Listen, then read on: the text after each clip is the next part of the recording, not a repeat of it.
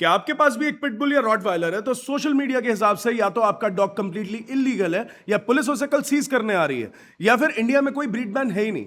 और तीनों ही claims confidently बोले जा रहे हैं और तीनों ही आधे अधूरे हैं। अब मार्च 2024 में सेंट्रल गवर्नमेंट के एक डिपार्टमेंट ने स्टेट्स को एक क्लियर सर्कुलर इशू किया था। इसमें pitbull terrier, Tosa Inu, American Staffordshire terrier, Rottweiler, Dogo Argentino, Boerboel, Kangal और कुछ दूसरी ब्रीड्स की इंपोर्ट, ब्रीडिंग, सेल और लाइसेंसिंग रिस्ट्रिक्ट करने की रिकमेंडेशन दी गई थी। और जो एग्जिस्टिंग डॉग्स हैं उनको स्टरलाइज करने की बात कही गई थी। और हेडलाइंस ने इस चीज को सिंपल बना दिया कि इंडिया ने 23 डेंजरस डॉग ब्रीड्स को बैन कर दिया है। लेकिन लीगल रियलिटी हेडलाइन से ज्यादा कॉम्प्लिकेटेड थी। अब जो अफेक्टेड ब्रीडर्स थे, वेटनेरियंस हो गए, केनल ऑर्गेनाइजेशंस हो गए, ओनर्स हो गए और जो अदर स्टेक होल्डर्स हो गए, उनके साथ प्रॉपर कंसल्टेशन की ही नहीं गई।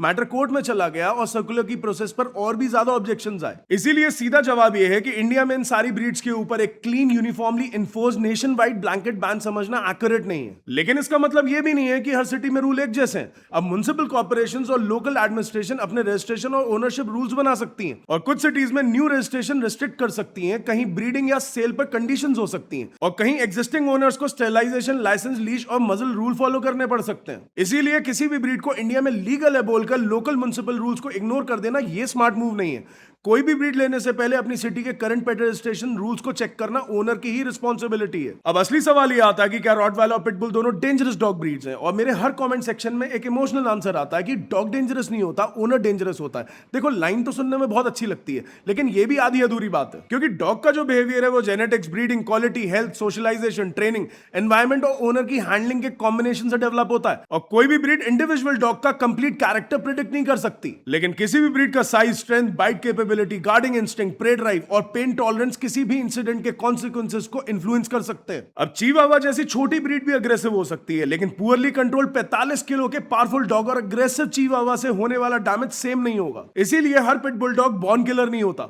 ना हर powerful breed ordinary first time owner के लिए सूटेबल है। और प्रॉब्लम तब क्रिएट होती है जब ब्रीडर टेम्परामेंट के बजाय ब्रॉड हेड, लार्ज बॉडी और अग्रेशन को सेल करता है। पपीज को प्रॉपर सोशलाइजेशन के बिना बेचा जाता है और ओनर डॉग को स्टेटस सिंबल के लिए चेन पर रखता है। और ट्रेनिंग का मतलब सिर्फ अटैक समझा जाता है, एक्सरसाइज कभी दी नहीं जाती, गेट सिक्योर नहीं होता, डॉग को स्ट्रेंजर्स, चिल्ड्रन, ट्रैफिक और अदर एनिमल्स के अराउंड कंट्रोल्ड एक्सपोजर नहीं मिलता। और जब कोई भी इंसिडेंट होता है, एक्सीडेंट होता है, तो ओनर बोलता है कि पहली बार मेरे डॉग ने किया है, लेकिन विक्टिम को इस स्टेटमेंट से कोई बेनिफिट नहीं मिलता। और ब्रीड स्पेसिफिक बैन का सबसे बड़ा लूप होल है कि एक इररिस्पांसिबल ओनर एक ब्रीड बैन होने के बाद दूसरी पावरफुल ब्रीड खरीदेगा, ब्रीड का नाम बदलेगा, बिहेवियर नहीं। और मिक्स ब्रीड डॉग्स को भी सिर्फ अपीयरेंस के बेसिस पे आइडेंटिफाई करना भी अनरिलायबल हो सकता है। रिस्पांसिबल ओनर्स पनिशमेंट फेस करते हैं, जबकि बैकयार्ड ब्रीडर्स अंडरग्राउंड चले जाते हैं। लेकिन जीरो रेगुलेशंस भी सॉल्यूशन नहीं है। पावरफुल डॉग्स के लिए स्ट्रॉन्ग ओनरशिप बहुत जरूरी है। मैंडेटरी रजिस्ट्रेशन होने चाहिए, वैक्सीनेशन रिकॉर्ड्स रखने चाहिए, माइक्रोचिपिंग होनी चाहिए, कंट्रोल्ड ब्रीडिंग होनी चाहिए और पब्लिक एरियाज में स्ट्रॉन्ग लीज, रिक्वायर्ड सिचुएशंस में बास्केट मसल्स होने चाहिए,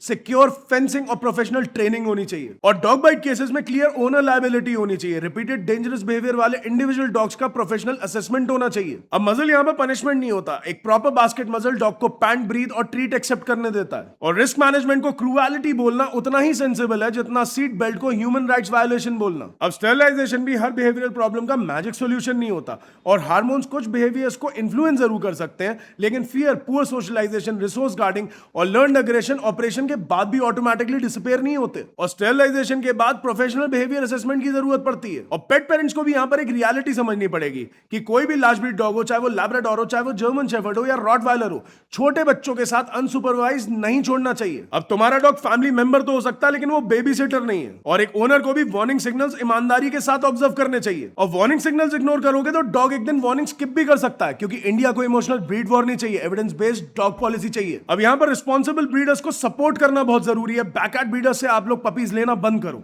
ओनर्स को अकाउंटेबल बनाओ, पब्लिक सेफ्टी इंफोर्स होनी चाहिए, डेंजरस इंडिविजुअल बिहेवियर को इवैल्यूएट करना पड़ेगा। और किसी भी डॉग को सिर्फ ब्रीड के नाम के बेसिस के ऊपर मॉन्स्टर बना देना, यह सबसे बड़ी स्टुपिडिटी है, क्योंकि डॉग को विलन बनाना तो बहुत ईजी है, लेकिन इररिस्पांसिबल ह्यूमन को रेगुलेट करना यह डिफिकल्ट है। अब किसी भी पावरफुल ब्रीड को ओन करना गलत नहीं है, लेकिन पब्लिक को अनकंट्रोल्ड रिस्क में डालना यह भी सही नहीं है। आपको क्या लगता है, प्लीज मुझे कमेंट सेक्शन में जरूर बताओ। चैनल पर नहीं तो सब्सक्राइब कर लेना, वीडियो अच्छी लगी तो लाइक कर देना। तब तक be a responsible pet owner.